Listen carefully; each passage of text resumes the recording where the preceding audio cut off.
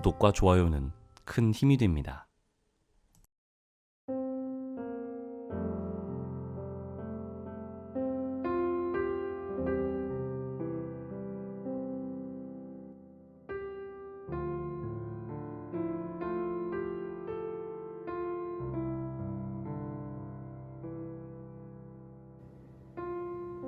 안녕하세요. 책 읽어주는 아나운서 김성근입니다.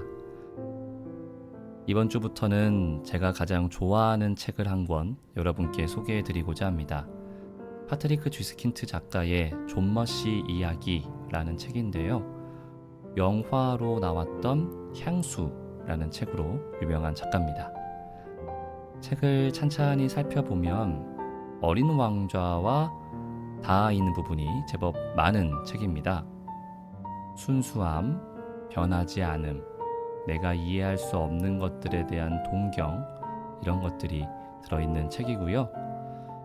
책은 그다지 두껍지 않지만 그 안에 들어있는 메시지와 감동은 정말 많이 단단하고 두터운 그런 책입니다. 편안하게 밤 시간 보내시면서 쉬시면서 잠을 청하시면서 같이 읽어보면 좋을 것 같아요. 이번 한 주도 참 고생 많으셨습니다. 모두 잘 자요.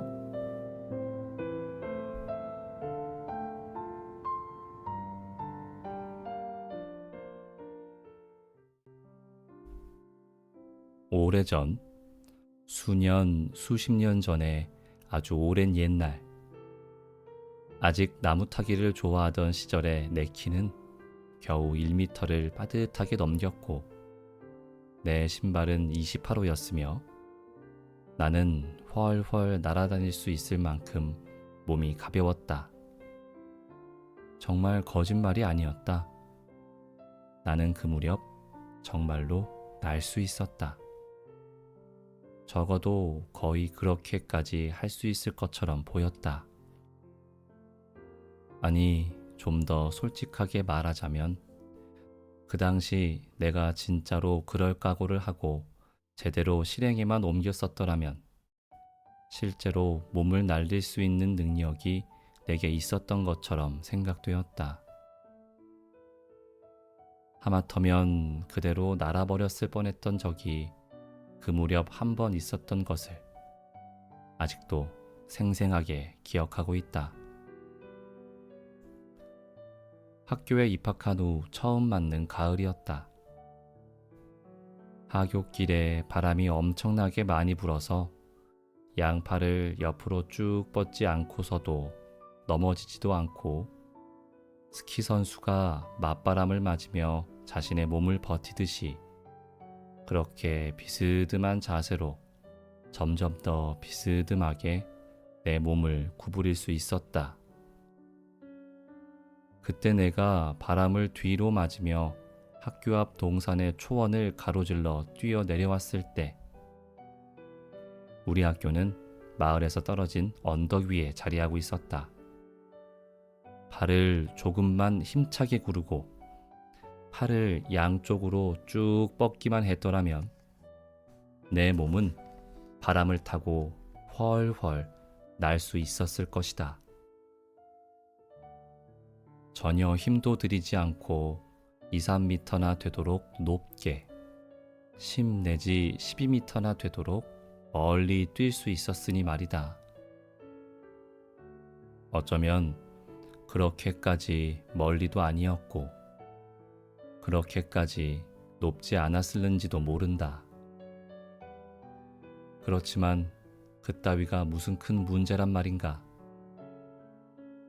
어쨌든 나는 그때 날 수 있었고 내가 만약 외투의 단추를 풀고 그것의 양끝을 양손으로 잡아주기만 했더라면 바람을 타고 둥둥 떠다닐 수 있어서 학교 앞 동산에서 언덕 아래에 있던 숲 위로 거침없이 훨훨 날아다니다가 숲을 지나 우리 집이 있던 호숫가로 날아가서 우리 집 정원 위에서 멋지게 한 바퀴 선회하면 날아다니기에는 이미 몸이 너무 무거운 우리 아버지, 어머니, 누나, 형들이 깜짝 놀란 눈으로 나를 쳐다보는 모습을 볼 수도 있었을 테고, 다시 호수의 반대편 제 방까지 날아가 점심 식사 시간에 늦지 않게 집에 도착하기 위해서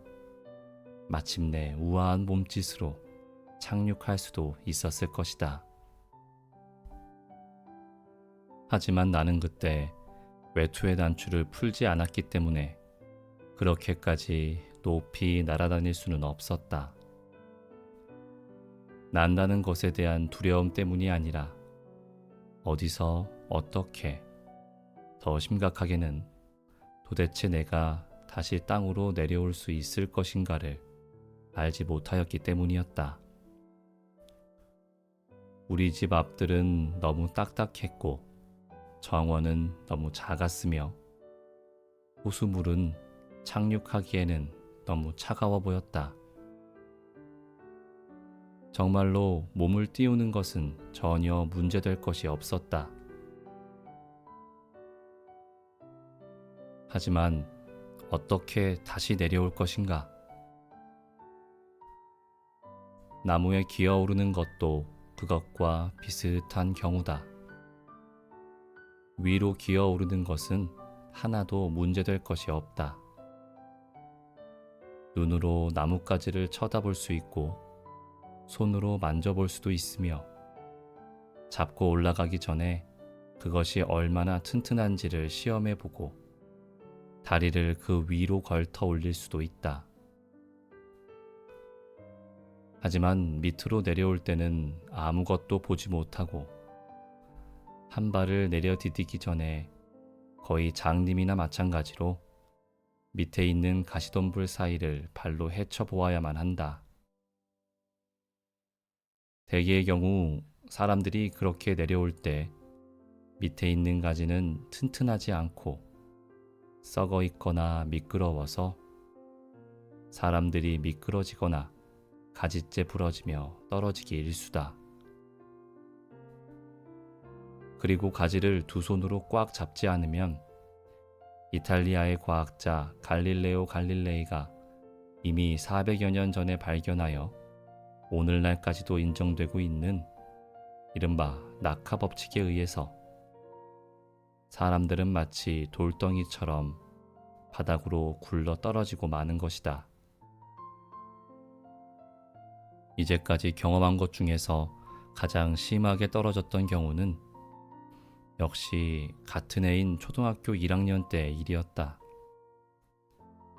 높이가 4.5m였던 전나무에서 한치의 어긋남도 없이 갈릴레이의 낙하 법칙대로 떨어졌다.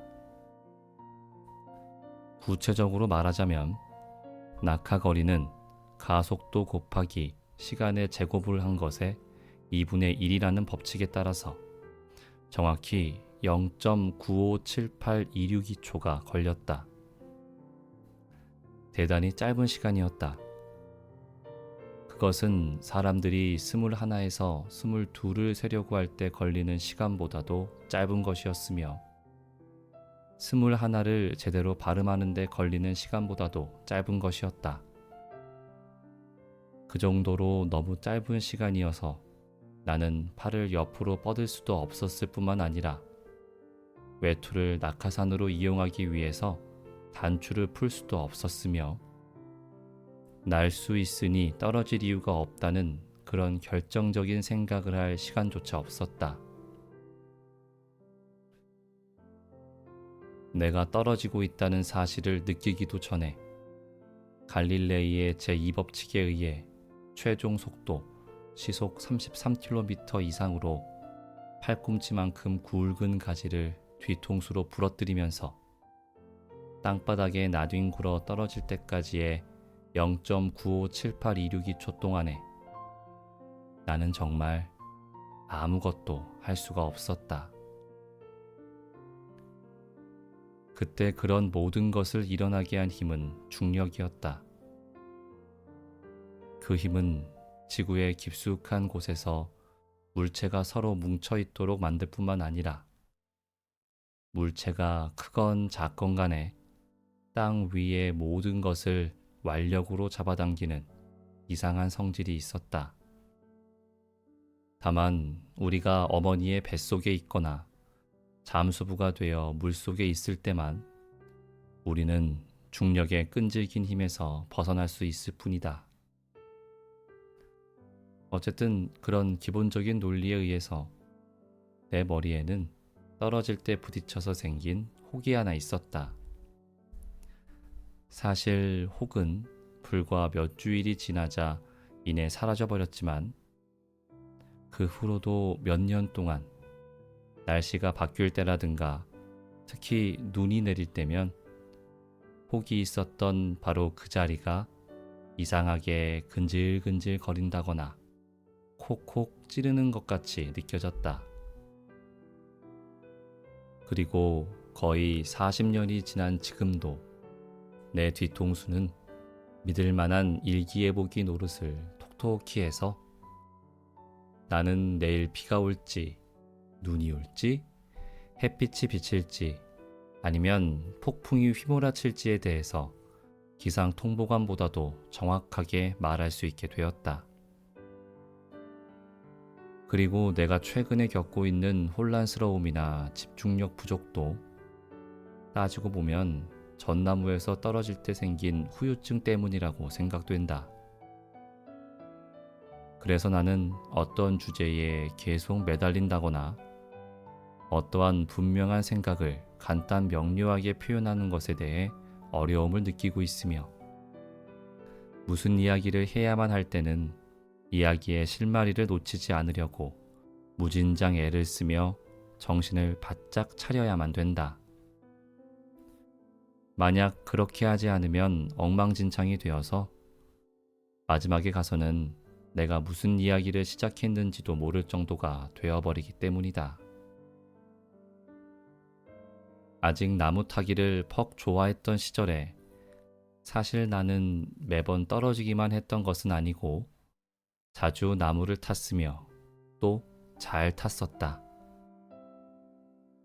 어떤 때는 밑동에 가지가 없어서 미끈한 줄기만을 잡고 올라가야만 되는 나무도 잘 탈 수 있었고 한 나무 위에서 다른 나무의 가지로 옮겨갈 수도 있었으며 나무 꼭대기에 걸터 앉을 수 있는 의자를 수도 없이 만들어 보았을 뿐만 아니라 한 번은 숲 한가운데에서 지상 10m의 높이에 창문과 바닥과 천장이 있는 진짜 집을 직접 지었던 적도 있었다.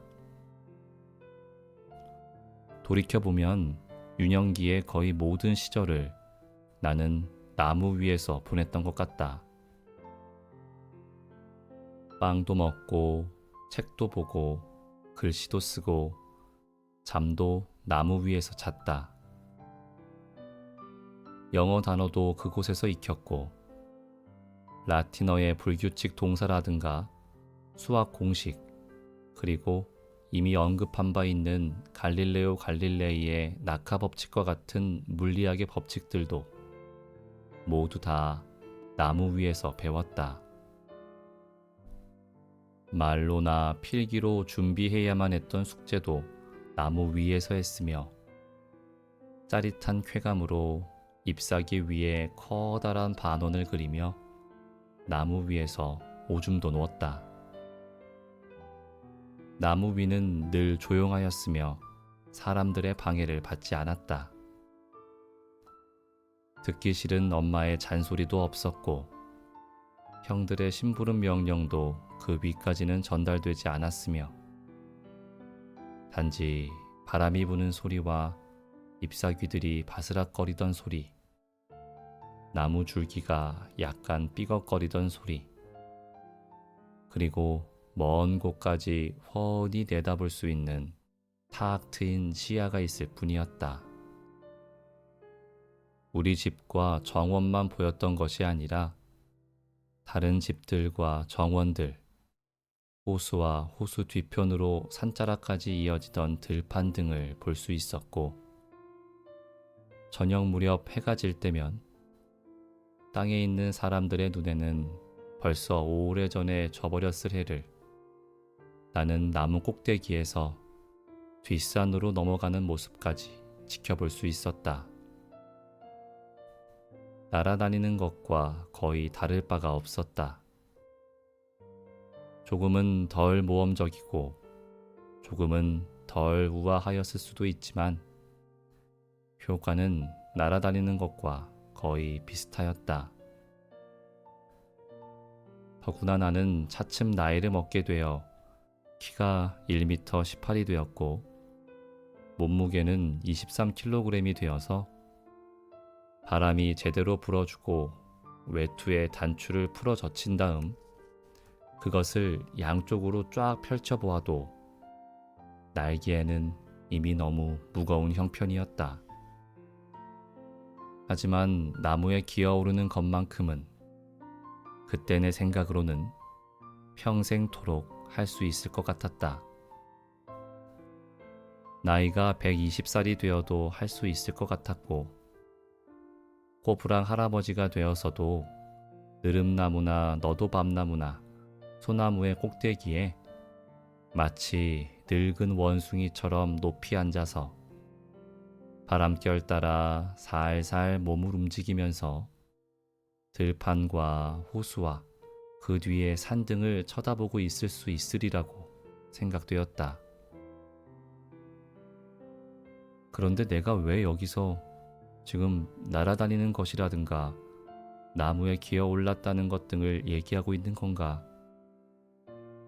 갈릴레오 갈릴레이의 낙하법칙 따위를 들먹이고 나를 종종 혼란스럽게 만드는 뒤통수의 일기예보용 혹등에 대해 종알대고 있었을까?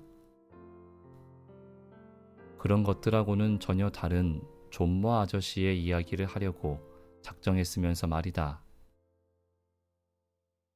물론 그 이야기 속에는 내 인생의 여로와 몇 번 교차한 바 있는 인생길, 좀 더 정확히 말하자면 방랑길을 걸어간 한 이상한 인간만이 존재하기 때문에 이야기가 정상적인 이야기감이 되지는 못할 것이므로 그냥 가능한 것들만 적어보려고 작정하지 않았던가. 하지만 내 이야기를 다시 한번 맨 처음부터 시작하는 것이 좋을 것 같다. 아직 나무 타기를 퍽 좋아하던 시절, 우리 동네인 호수 아랫마을이 아닌 다른 이웃마을, 그러니까 호수 윗마을에서 더 많은 시간을 보내면서 살기는 우리 마을에서 살았던 어떤 사람이 있었다. 사실 따지고 보면 호수 윗마을과 아랫마을, 그리고 그 밖에 다른 마을 간의 경계가 분명하게 있었던 것은 아니었다. 다만 호수를 따라 한쪽에서 반대편 호숫가 쪽으로 뚜렷한 시작도 끝도 없이 정원과 집과 마당과 배들로 엮어진 가느다란 끈이 이어져 있는 형태였다. 어쨌든 그런 동네에서 우리 집에서 불과 2km도 떨어지지 않은 곳에 사람들이 존머씨라고 부르던 한 사람이 살고 있었다. 마을에서 존머 아저씨의 이름을 제대로 아는 사람은 한 사람도 없었다.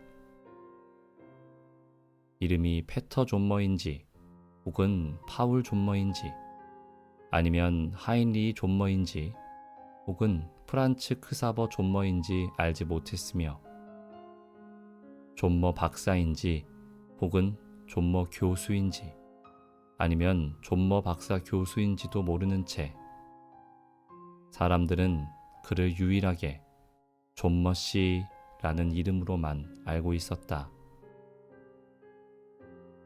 존머 아저씨의 직업이 무엇인지 아니면 무슨 직업을 가지고 있었는지 혹은 과거에 직업을 가지고 있기는 했었는지조차 아는 사람이 전혀 없었다.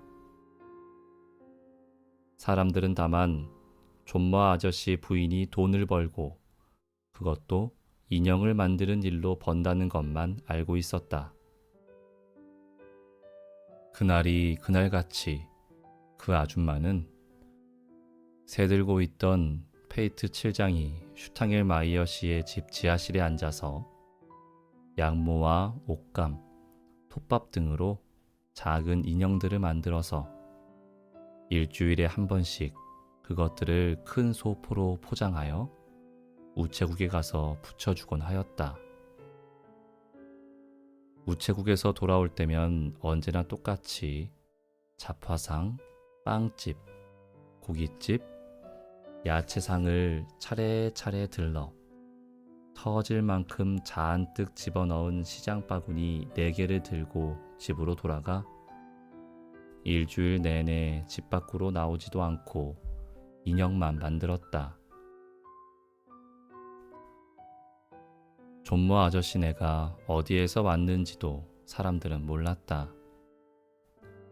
언젠가 그들은 아줌마는 버스를 타고 아저씨는 걸어서 왔다. 그리고 그 후부터 줄곧 그곳에서 살았다. 자식도 없었고 친척도 없었으며 그들을 찾아오는 손님도 없었다. 사람들은 존모 아저씨네에 대해서, 특히 존모 씨에 대해서 거의 아무것도 아는 것이 없었지만 사실은 근방에서 제일 많은 사람들이 존모 씨를 알고 있으리라는 주장에는 충분한 근거가 있었다. 호수를 중심으로 사방으로 적어도 60km 내에서는 남자든 여자든 아이든 심지어 개까지도 늘 걸어다니기만 했던 존모 아저씨를 모르는 사람은 없었다. 이른 아침 일찍부터 저녁 늦게까지 존모 아저씨는 그 근방을 걸어다녔다. 걸어다니지 않고 지나는 날이 1년에 단 하루도 없었다. 눈이 오거나 진눈깨비가 내리거나 폭풍이 휘몰아치거나 비가 억수로 오거나 햇빛이 너무 뜨겁거나 태풍이 휘몰아치더라도 존모 아저씨는 줄기차게 걸어다녔다. 바다에 쳐놓은 그물을 거두려고 새벽 4시에 배를 타고 일을 나가던 어부들이 해가 뜨기도 전에 집을 나서던 그를 만나기가 일쑤였다고 한다. 그렇게 나간 그는 달이 하늘 높이 떠있는 늦은 밤에야 집으로 돌아오곤 하였다. 그가 돌아올 때쯤 그가 하루 종일 걸어다닌 길은 엄청난 거리가 되었다. 호수의 주변을 한 바퀴 돌면 약 40km쯤 되었는데 그 거리를 하루에 걷는 것은 그에게 별로 어려운 일이 아니었다. 하루에 2~3번 군청 소재지까지 갔다 오기도 하였는데 그러면 갈 때 10km, 올 때 10km나 되는 거리가 존모 아저씨에겐 아무 문제거리도 되지 않았던 것이다. 우리가 아침 8시에 여전히 잠에서 덜 깬 모습으로 학교에 갈 때면 벌써 몇 시간 전부터 걸어다니고 있는 기운찬 모습의 그와 종종 마주칠 수 있었다. 점심때쯤 지친 발걸음으로 집을 향해 갈 때면 어느새 그가 나타나 활발한 걸음으로 우리들을 앞서서 걸어가곤 하였다. 그리고 저녁에 잠자리에 들기 전에 창문 밖을 쳐다보면 호숫가에 그의 깡마른 모습이 그림자처럼 나타나 서둘러 앞으로 걸어가고 있는 것을 나는 볼 수 있었다. 그는 쉽게 식별이 되는 사람이었다. 거리가 아무리 멀어도 다른 사람과 전혀 혼동이 되지 않았다. 겨울이면 그는 검은색의 폭이 지나치게 넓고 길며 이상하게 뻣뻣해서 걸음을 옮길 때마다 너무 큰 무슨 껍질처럼 그의 몸을 감싸던 외투를 입고 지냈다. 그리고 신발은 고무장화를 신었고 대머리 위로는 빨간색 털모자를 쓰고 다녔다.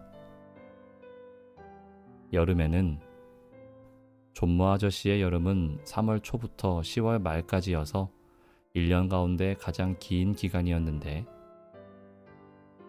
까만색 천으로 띠를 두른 납작한 밀짚 모자를 쓰고 다녔고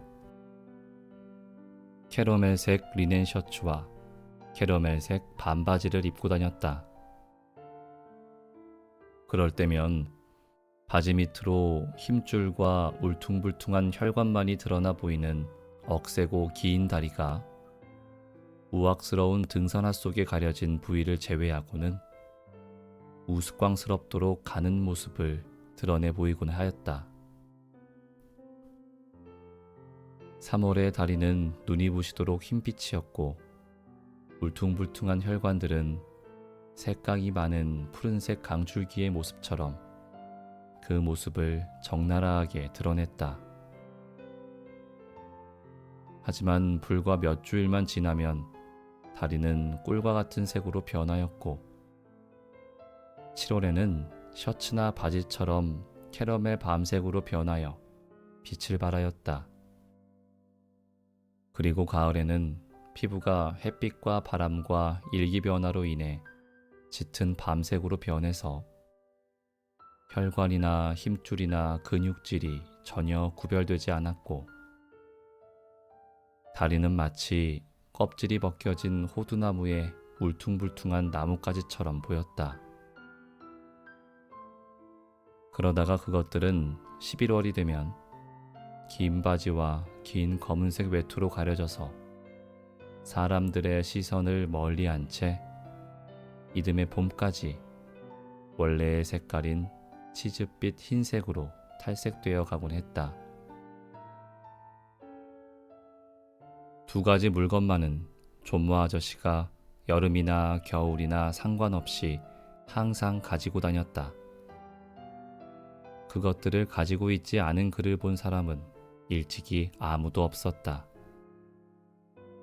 그중 하나는 지팡이였고 다른 하나는 배낭이었다. 지팡이는 단순히 일반적인 산책용 지팡이가 아니라 길쭉하고 약간 구부러진 호두나무 가지로서 크기가 아저씨의 어깨를 넘겼고 아저씨에게 제3의 다리 역할을 해내는 것이었다. 그것에 도움이 없었더라면 그렇게 엄청나게 빠른 속도를 낼 수도 없었을 테고 보통 사람들이 걷는 것보다 몇 배에 달하는 그렇게 먼 거리를 걸어 다닐 수도 없었을 것이다. 발자국을 3번 옮길 때마다 그는 오른손으로 쥐고 있던 지팡이를 앞쪽으로 밀면서 그것으로 땅을 찍으며 온 힘을 다해 몸을 앞쪽으로 쭉 밀어내곤 했다. 그런데 그런 모습을 보고 있노라면 마치 원래의 두 다리는 단지 몸을 앞으로 밀어내기 위한 수단으로서만 존재할 뿐이고 앞으로 전진할 수 있는 원천적인 힘은 오른손으로부터 나와서 지팡이를 통하여 땅에까지 그 영향력을 발휘하는 것처럼 보였다. 대개의 나룻배들이 배의 몸체를 긴 장대로 밀어서 물 위로 밀어내는 것과 같은 논리였다. 배낭은 늘 텅 비어 있었다. 사실 그 안에는 사람들에게 알려진 바대로라면 그가 먹을 버터빵 한쪽과 밖에서 갑자기 비를 만나면 입을 모자가 달린 우비가 접힌 채 있을 뿐이어서 거의 비어있는 것이나 다름없었다. 그런데 정작 그가 어디를 그렇게 다니는 것인지 그러한 끝없는 방랑의 목적지가 어딘지, 그리고 무엇 때문에 그가 그렇게 잰 걸음으로 하루에 12, 14 혹은 16시간까지 근방을 헤매고 다니는지 아무도 아는 사람이 없었다. 존모 아저씨가 우리 마을로 이사와서 정착했던 전쟁 직후에는 사람들이 전부 배낭을 메고 다녔기 때문에 아무에게도 그의 그런 행동이 이상해 보이지 않았다.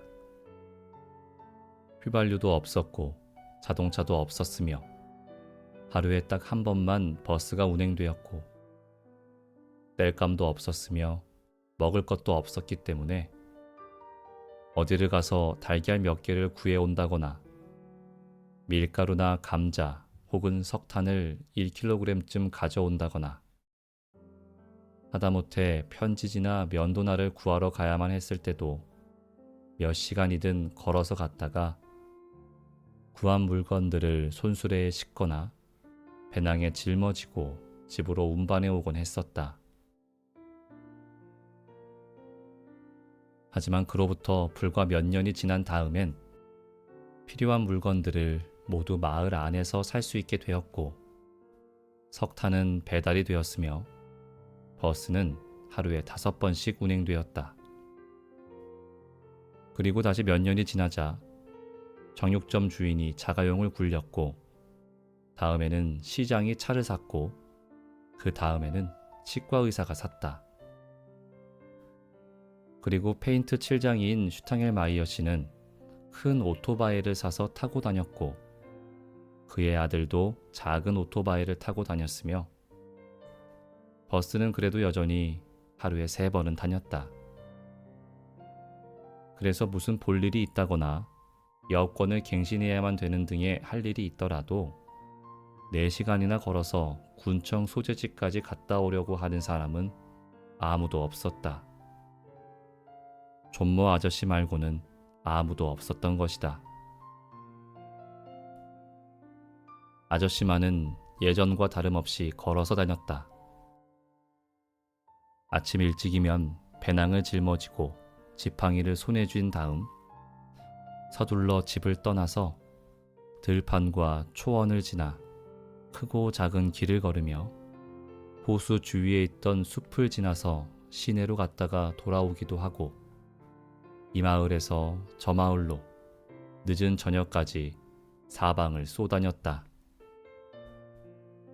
이상한 일은 그에게 아무런 볼 일이 없다는 것이었다. 아무것도 가지고 가지 않았으며 아무것도 사지 않았다.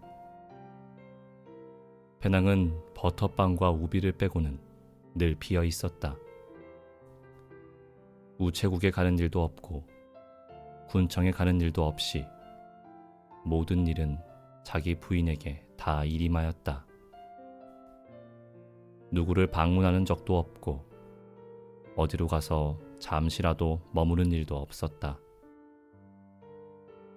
시내로 가면 무엇으로 요기한다거나 최소한 목이라도 축이려고 어디든 들어가는 일도 없었고 정말로 그는 벤치에 단 몇 분이라도 앉아서 쉬지도 않은 채 그대로 선자세로 돌아서서 집이나 어디 다른 곳을 향해 다시 걸었다. 사람들이 그에게 어디에서 오는 중인지를 묻는다거나 어디를 가느냐고 물으면 그는 마치 콧잔등에 팔이라도 앉아있는 것처럼 마지못해 고개를 가로저으면서 뭐라고 혼잣말을 중얼거리곤 하였는데 그 말은 불과 몇 마디를 제외하고는 전혀 알아들을 수 없는 말들이었다. 예를 들자면 아주 바빠서 이제 학교 뒷산을 올라갔다가 호수를 빨리빨리 지나서 오늘 아직 시내에도 꼭 가보아야 하고 너무 바빠 지금 당장 너무 바빠 시간이 없어. 그렇게 말해놓고는 사람들이 그게 무슨 말이냐고 어디를 간다고 했느냐고 반문이라도 할라치면 그는 어느새 지팡이에 직직 끌리는 소리를 앞세우며 그 자리에서 멀리 사라져버리곤 하였다. 존모 아저씨가 분명하고 확실하며 오해의 소지가 없는 제대로 된 문장을 말하는 소리를 나는 딱 한 번 들었다. 나는 그 말을 결코 잊을 수가 없었고 아직도 그 말은 내 귓가에 생생하다. 7월 말 날씨가 지독히도 나빴던 어느 일요일 오후의 일이었다. 사실 그날 날씨는 처음에는 무척 좋아서 하늘에 구름 한 점도 없이 화창했다. 낮에는 날씨가 너무 더워서 레몬을 띄운 냉차나 마시면 딱 좋을 날씨였다. 그날은 마침 일요일이라서 나는 일요일이면 종종 그랬듯이 아버지의 손에 이끌려 경마장에 갔다. 그 무렵 아버지는 일요일마다 경마장을 찾았다. 하지만 돈을 걸기 위해서 그랬던 것이 아니라 그 점을 난 분명히 언급해두고 싶다. 다만 열광적인 애호가였기 때문이었다. 당신께선 평생 한 번도 말을 타본 적이 없었지만 열광적인 말 애호가였으며 말 전문가이기도 했다. 아버지는 예를 들어서 1869년 이후 독일 더비 경마대회에서 우승한 말의 이름을 연도의 순서를 거꾸로 하거나 혹은 바로 해서 줄줄이 외울 수 있었고 영국의 더비 경마 대회에서 우승한 말들도 다 알고 있었으며 1910년 이후 프랑스의 개선문상 대회에서 있었던 중요한 시합의 우승자들도 다 알고 있었다. 또 아버지는 어떤 말이 질퍽한 땅을 좋아하고 어떤 말이 마른 땅을 좋아하는지도 알았고 늙은 말들이 왜 장애물을 넘는지와 어린 말들이 1.6km 이상은 절대로 달리지 못한다는 것 외에 경마의 기수 몸무게가 얼마라는 것도 알았고 말 주인의 부인이 왜 빨강, 초록, 황금 색깔로 된 매듭을 모자에 둘렀는지도 알았다. 말에 관련된 책들은 소장한 숫자가 500권을 넘었고 말년에는 정확히 따지자면 한 필이라고 치기에는 좀 엉성한 말을 샀는데 그 값을 6,000마르크나 치러서 어머니를 깜짝 놀라게 만들기도 하였다. 그 말을 산 이유는 단지 경마 때 그 말을 그것의 고유한 특성대로 달릴 수 있게 하기 위한 것이었다고 들었는데 그것에 관해서는 다음 기회에 좀 더 자세하게 밝히기로 하겠다. 아무튼 우리는 경마장에 갔었다. 늦은 오후에 집으로 돌아올 때만 해도 날씨는 여전히 뜨거웠고 어쩌면 한낮보다도 더 뜨겁고 푹푹 찌는 듯했다. 하지만 하늘에는 이미 얇은 막 같은 것이 쳐진 상태였다. 서쪽에는 짙은 회색 구름이 진노란색 띠를 두른 채 덮여있는 것도 보였다. 출발한 지 15분쯤 지나자 갑자기 엄습해온 구름 때문에 시야가 완전히 가려지고 음산한 그림자가 땅을 뒤덮었기 때문에 자동차의 라이트를 꺼야만 했다. 곧바로 산자락에서 돌풍이 휘몰아쳐 내려오더니 주변의 넓은 옥수수 밭을 휘감고 지나갔다. 그것은 마치 들판을 빗질하는 모습처럼 보였고 잔풀 더미들을 뒤흔들며 위협하는 모습 같기도 하였다. 그때 거의 동시에 빗방울이 떨어지기 시작하였다. 아니, 빗방울이라기보다는 처음부터 포도송이만큼 큰 물방울이 아스팔트의 이곳저곳과 자동차의 보닛과 앞 유리창에 사정없이 내리꽂히며 부서져 내렸다. 그렇게 엄청난 일기변화는 시작되었다. 나중에 신문에는 그렇게 지독히 나쁜 날씨는 우리 마을 근방에서 22년 만에 처음 일어난 일이었다는 기사가 실렸다. 그 기사의 진위는 그 당시 내가 겨우 7살이었기 때문에 알 수는 없었지만 그런 나쁜 날씨는 내 평생 다시 없을 것이라는 것만은 장담할 수 있을 것 같았다. 더구나 자동차 안에서 그런 상황을 겪을 일은 절대로 없을 것 같았다. 빗줄기는 더 더 이상 방울방울 떨어지지 않았고 하늘에서 억수같이 쏟아져 내렸다. 금방 도로에는 물이 철철 흘러넘쳤다. 자동차는 마치 고랑을 치듯이 물속을 가로질렀고 양쪽으로는 물이 분수처럼 높이 솟아올라서 마치 물로 벽을 만드는 것처럼 보였고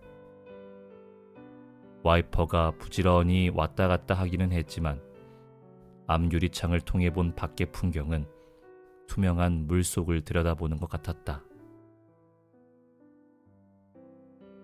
날씨는 그래도 여전히 더 사나워지기만 했다.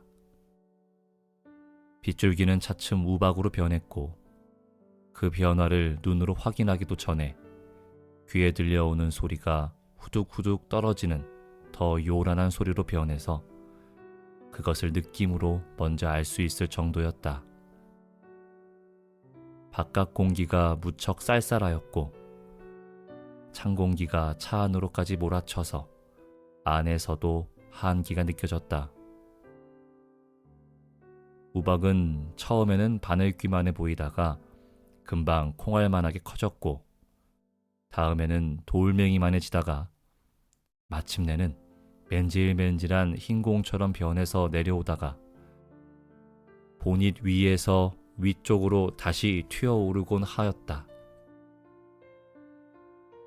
그 떨어지는 모습이 너무 뒤죽박죽이고 요란스러워서 어지럼증을 느낄 정도였다. 단 1미터만이라도 앞으로 나가는 것이 불가능했다. 아버지는 차를 길가에 세웠다. 사실 길이란 길은 하나도 보이지 않았고 길가는 더욱이 알 수가 없었으며 들판이나 혹은 나무 한 그루도 볼 수가 없었으니 길가라는 표현이 합당한 것은 아니었다.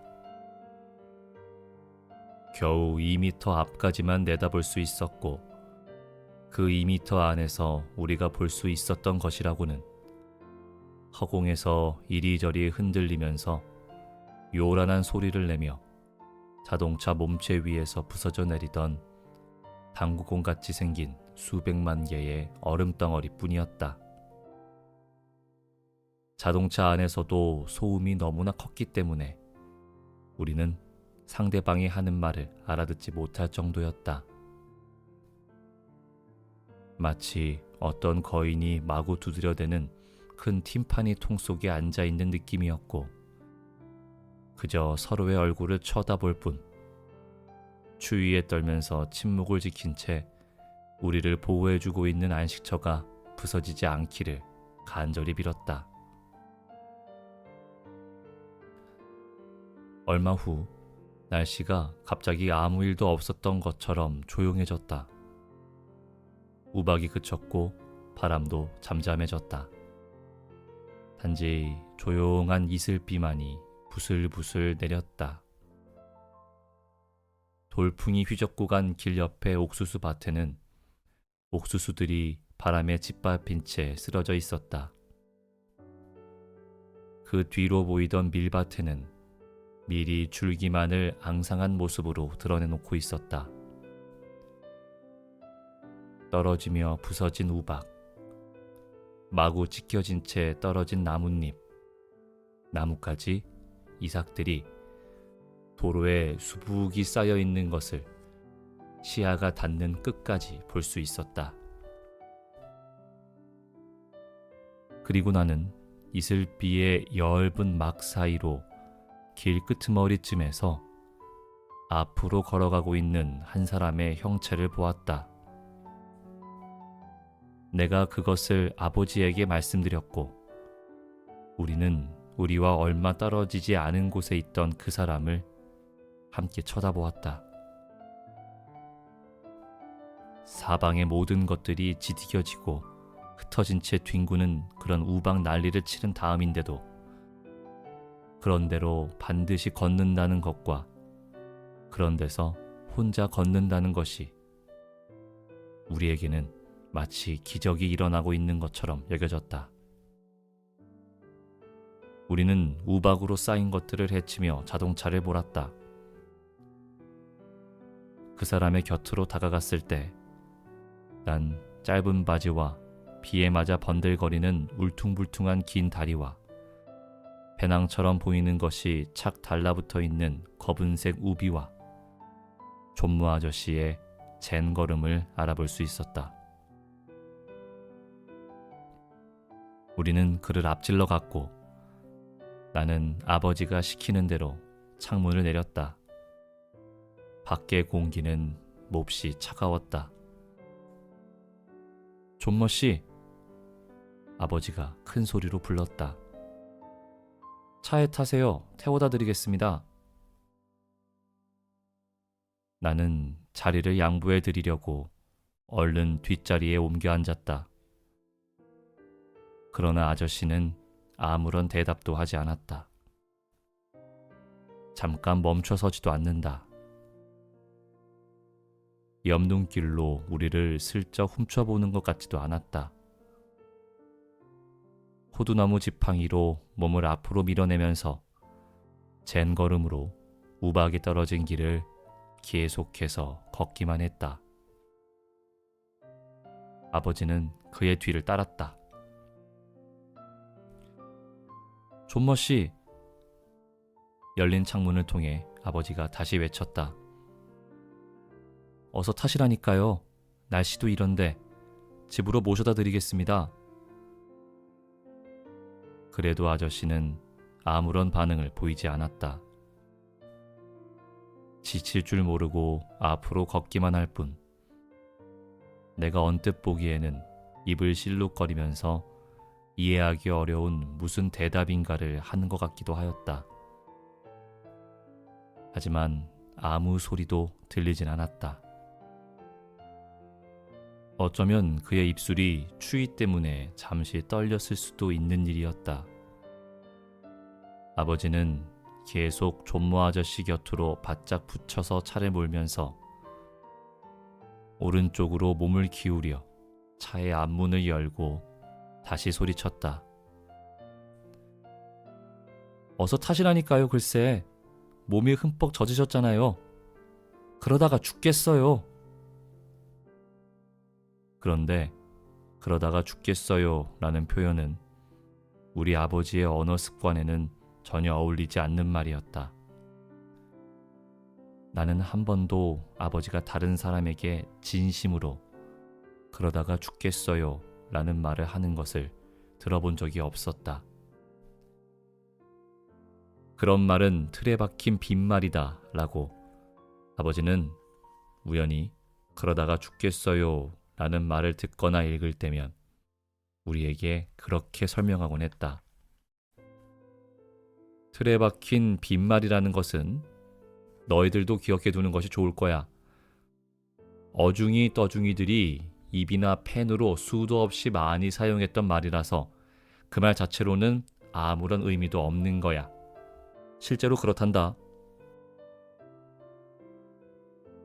그런 말을 우리에게 할 때 아버지는 대개 좀 흥분한 상태였기 때문에 이렇게 덧붙이곤 했다. 그런 것들은 차를 한 잔 마시세요. 그러는 게 몸에 좋을 거예요. 라든가 의사 선생님, 환자의 상태가 어떤가요? 환자가 이겨낼 수 있을까요? 등의 말들처럼 아무 의미도 없는 쓸데없는 말들이다. 그런 말들은 인간의 삶에서 만들어진 말들이 아니라 질 나쁜 소설이나 터무니없는 미국 영화에서 생겨난 말들이니까 그런 말들을 똑똑히 기억해 두거라. 그래서 그러다가 죽겠어요 라는 따위의 말들을 아버지는 전혀 사용하지 않았다.